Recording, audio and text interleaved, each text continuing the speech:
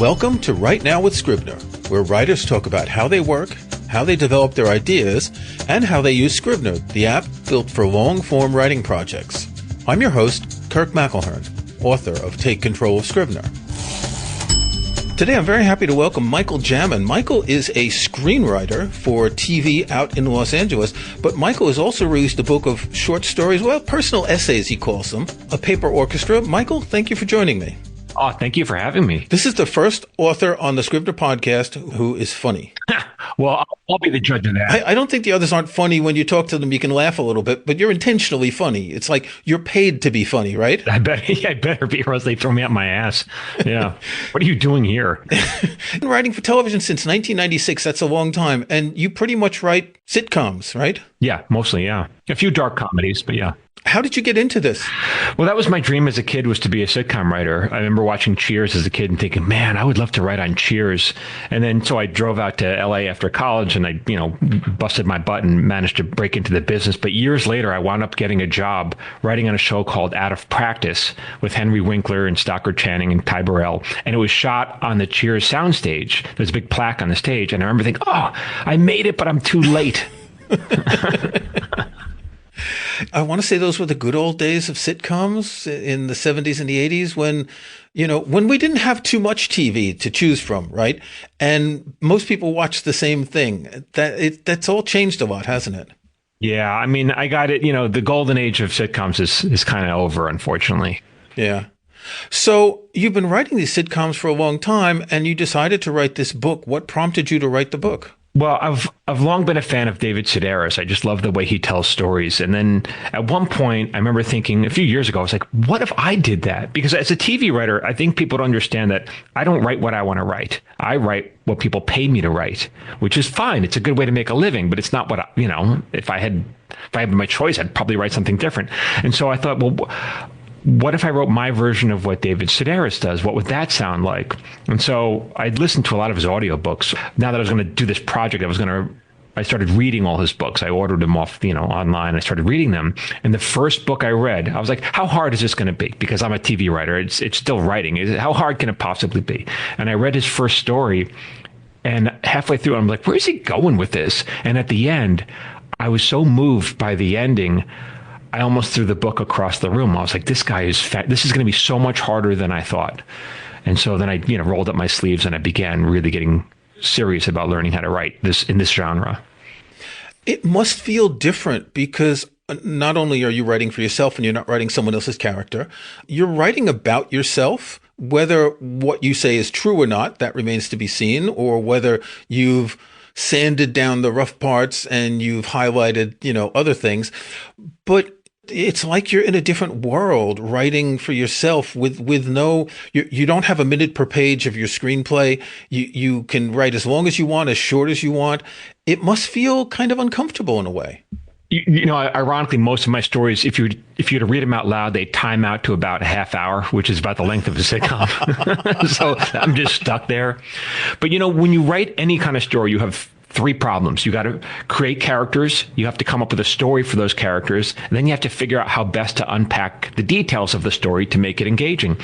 But when you're writing about yourself, you don't have to create the character that's you. You don't have to come up with a story. You already lived it. So now you can focus on one thing, which is how best to tell it. And so, and in the beginning it was really about finding my voice. And I was, recalling old memories of mine. And then I'd get stuck halfway through writing it. And I'd say, why would that little boy, why would he have said that? Why would he have done something like that? And a lot of times I just didn't know. And then I would think of other memories and then patterns began to emerge. I was like, oh, this is what this kid was like. That's why he does these things, So this was therapy. In a way, it was better than therapy, honestly. Yeah, because as a therapist, the therapist is feeding you, is prompting you, and that can be very helpful. But when you're doing, at least for me, it was like finding out who the character of me was. Yeah. How much of it is true? Oh, it's all true. I just had to, in some cases, I hide the details or I change details about certain people, certainly their names and certainly certain identifying characteristics so that they don't, I don't want them to get offended. But in terms of the truth, it's as true as I could remember. There's one story in the book, a yellow belt. And in the end, it's me. The end is a kind of a touching ending with me and my father in the car. And my mother read it and she goes, I was there. I was like, really? I don't remember that. So one of us is lying. Either my mom's lying or I'm lying. But I don't remember it that way. So is it 100%? Is it historically accurate? I don't know. But in my mind, she wasn't there. So I'm sure that you're remembering things and your memory is making up things as well. And that must have been interesting, reliving these things, trying to figure out what's true and what. I mean, I read something recently about how our memories are influenced by the photographs we have when we're young, that we build memories from the photographs because that's the only thing we have that's concrete and that can alter what we actually felt at the time.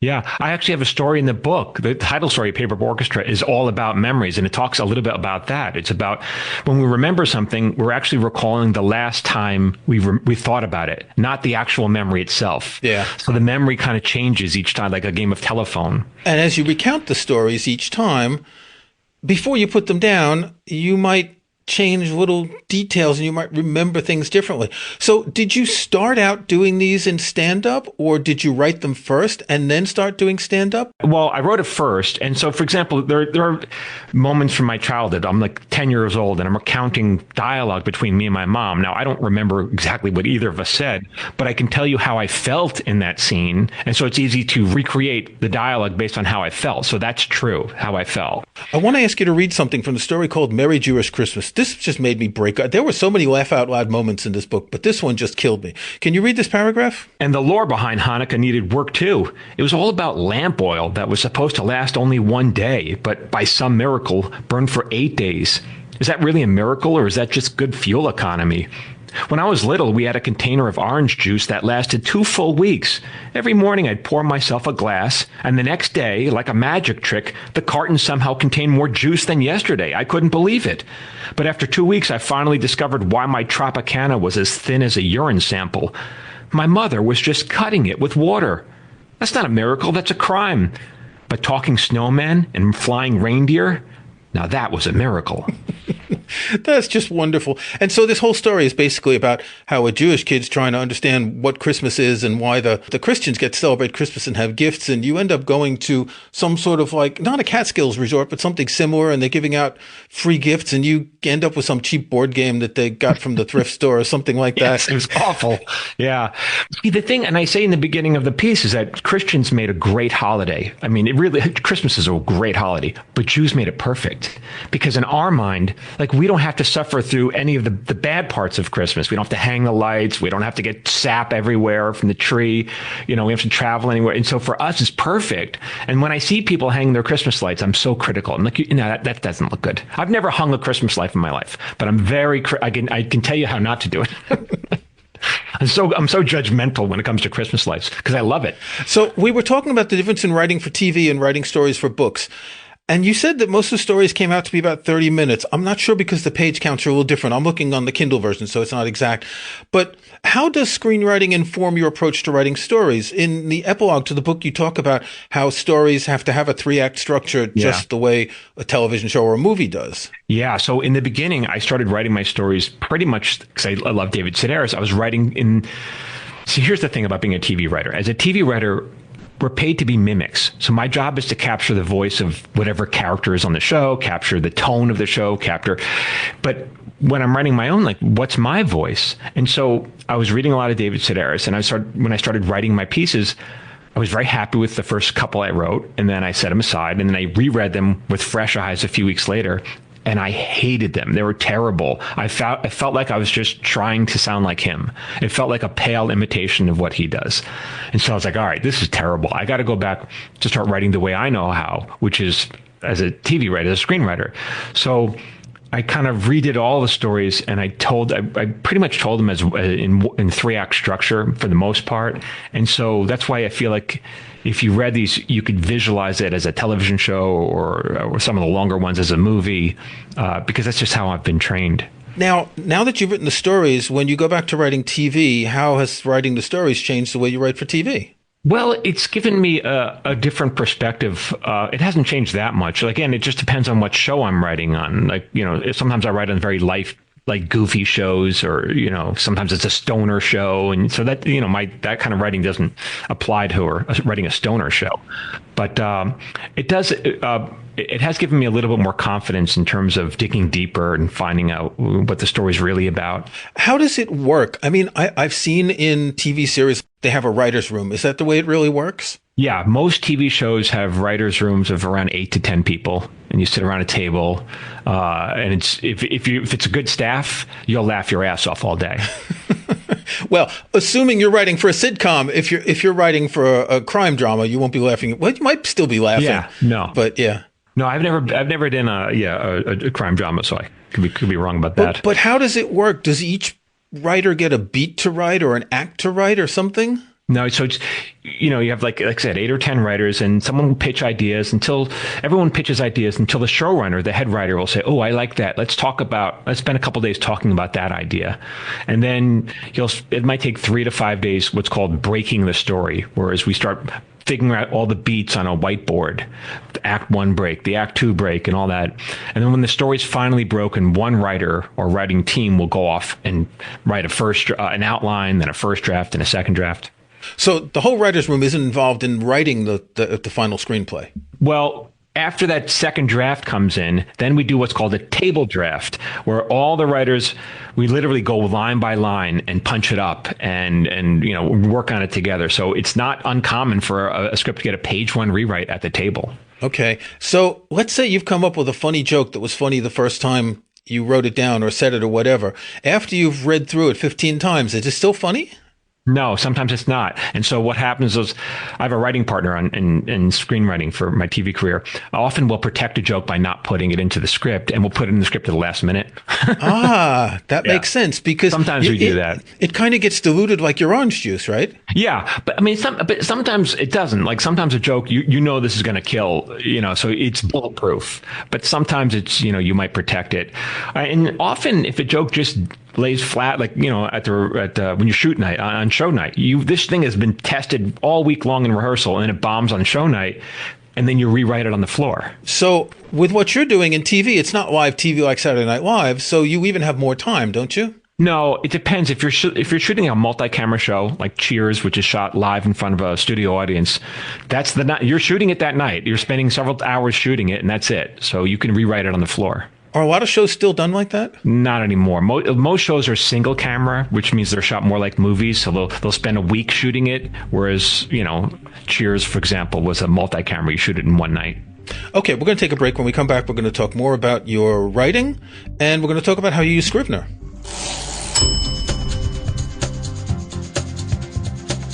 Writing a book, screenplay, or even a long article is a juggling act. You need to find the right words and the right structure, keep track of research, and refer to notes. Tailor-made for long writing projects, Scrivener is the go-to app for writers of all types. Scrivener combines a typewriter, binder, and corkboard in a single app. A project outline makes it easy to get an overview of your work and flip between sections. Refer to research alongside your writing, and just drag and drop to rearrange your work. Write in any order in sections as large or small as you like, and let Scrivener stitch it all together when you're ready to share your words with the world. With Scrivener, you'll find everything you need to start writing and keep writing. Scrivener is available for Mac, Windows, iPad, and iPhone. Download the free trial from scrivenerapp.com. Right now, with Scrivener listeners can get a 20% discount with the coupon code PODCAST. That's scrivenerapp.com.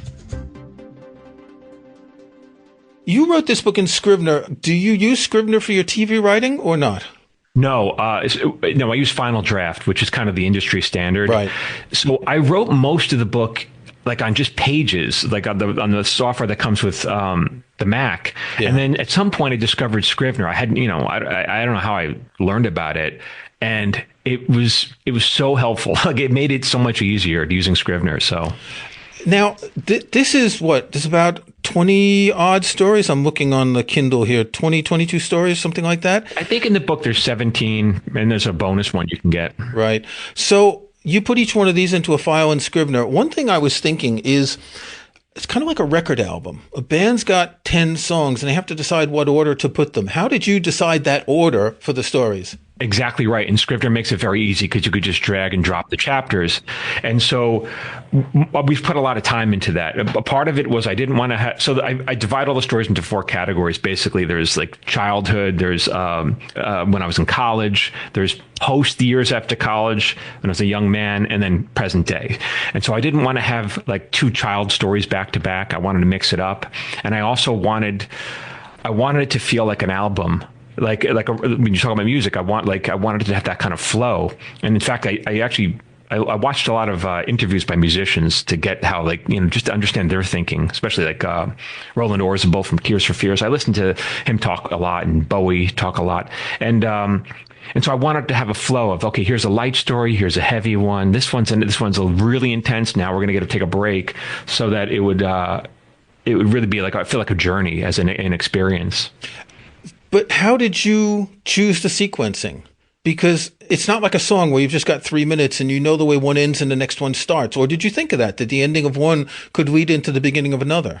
No, I didn't think of it like that, but I just knew like some of the stories are very light. Like Mary Drew's Christmas is a light story, but some of them are very heavy, like A Plague Upon Your House and The Ghoul. They're very heavy. And so I wanted to space them apart. I wanted that one, Plague Upon Your House is a really heavy story, but it ends with a note of optimism. So I go, that's the last story, because that you can't go past that. Yeah. And so that's how I approached that. So what are the features of Scrivener that you used the most while you were writing? Well, it was the drag and drop reordering chapters makes it very easy. They have a notes thing and a comments thing. So I would put my outline in the notes section, and then also their comments. I'd make a comment at the end of the line. Okay, this line, the moment's not landing. Come back and revisit this or expand on this. So it made it really helpful for me to give myself notes. Scrivener is so powerful that there's a lot of features I just don't use. That's how powerful it is. Yeah, that's like any good software. You use 10% of them, but the 10% you use may be different than the 10% other people use. For example, not many people I've interviewed on this podcast have talked about comments. Now, you think of them because you are maybe used to putting notes in screenplays, right? Absolutely. When I get someone else's script, I make tons of notes in the margins. And so when I'm reading myself, I'm giving myself notes. I know what the problem is. If I give myself enough time between stories, when I read it with fresh eyes, I go, okay, this moment's not landing. Or there's a leap here that doesn't make sense, How difficult is it to reread these stories over and over and still be detached from them? Again, you've been, 28 years a screenwriter, so you must have a technique for this, to see it with fresh eyes. Yeah, and now that the book is out, I look at some of the older stories, I go, oh, I wish I could do that again. You'll never be happy with it, but it's done. And now I'm working on the next book. But I think that's with any artist. You look at stuff, you grow as an artist. I watched an interview with Frank Gehry the architect, talking about the Disney concert hall that he designed in LA. And he's staring in front of it. And the interviewer, I think it was Leslie Stahl, says, what do you see when you see this beautiful building that you designed? And he goes, I see all the mistakes. That's how I feel. It's true. And I've written a lot of books about computer stuff. And there is something that I call the law of conservation of typographical errors, that once you remove one typographical error, another one generates someplace else. And once you get the printed book, you find typos. You always find typos. And that's really frustrating. Yeah. How long did it take you to write all these stories? And I know part of this you wrote during lockdown, but you were full-time writing sitcoms, but I guess that's not really full-time, isn't it? Because you're doing something for a few months and then you're moving on to another project. So you had time between different writing gigs? Sometimes, some of it I did, and some of it, during the pandemic, Hollywood was shut down. So I had a lot of time during the pandemic, but I say writing is my job, but it's also my hobby. It took probably about 2.5 years to write it, but it took 28 years to learn how to write it. I mean, I'm not exaggerating. It took this is the book I wished I wanted to write when I was in college, but I had no idea how to write. But you weren't the person you needed to be to write this when you were in college, because you weren't at the point where you could look back on your young self. Yeah, right. With the same eyes, right? With the same, I want to say, semi-objectivity. Yeah. When I turned my book into my agent, and it took him months to read it, and he was like, I love it. And I remember taking a walk afterwards, and I was so overcome with with emotion, which is weird because, like, I do this for a living in TV, but this hit me harder, and I was like, why am I so overcome right now? And it kind of occurred to me, it's like, well, because this is the book that I wanted to write in college. And I forgot about that, and I just felt very grateful for the 20-year-old kid in me who didn't forget about his dream. It's like, I honored what he wanted. Did you consider going into a creative writing course? Oh, I applied for the creative writing course in college twice, and I got rejected both times. And then they come after me for money now. Hey, will you give me money? What do you think? The answer is no. There's another story I want to just mention briefly, Fourth and Long.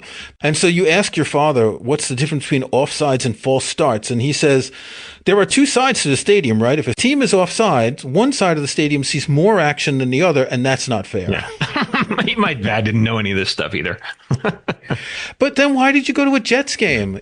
Because my father worked for the owner of the Jets, and so we got tickets. We had, Now, you've also recorded an audiobook of this. Yeah.